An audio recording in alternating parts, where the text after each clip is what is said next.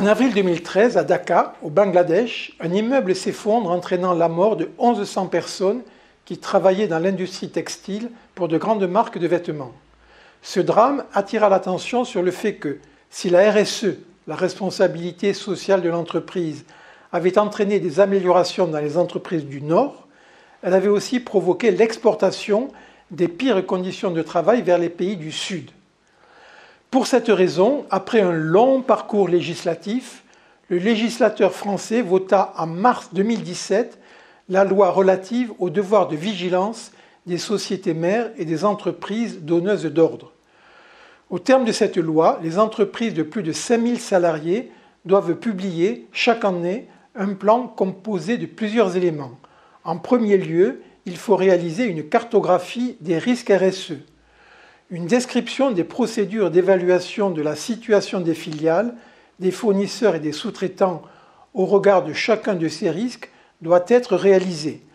Ensuite, il convient de présenter les actions entreprises pour prévenir ces risques ou atténuer leurs effets, ainsi que le dispositif de suivi mis en place.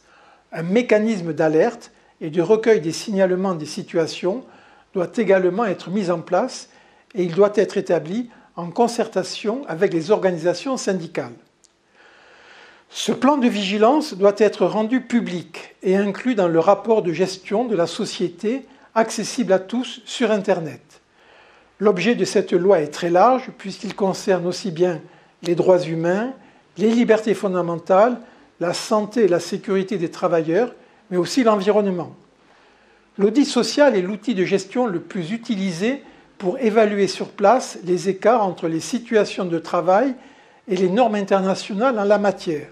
Souvent, l'aide des ONG locales est requise pour porter remède aux situations telles que le travail des enfants ou le travail forcé.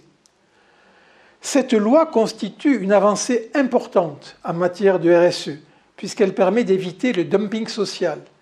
Elle a cependant été jugée insuffisante. Elle établit une responsabilité de moyens et non de résultats. Elle ne concerne que les fournisseurs et les sous-traitants dits de rang 1, avec lesquels l'entreprise a des relations régulières, et pas les fournisseurs des fournisseurs ou les sous-traitants des sous-traitants. Une évaluation de cette loi a été effectuée par les députés en 2022. Ils proposent de créer une autorité administrative de contrôle pour mieux suivre l'application du plan de vigilance. Mais il est probable que les modifications et l'amélioration des dispositifs de vigilance viendra demain de l'Europe. En effet, en s'inspirant de l'exemple français, le Parlement européen va publier une directive sur le sujet qui promet d'aller plus loin que la loi française.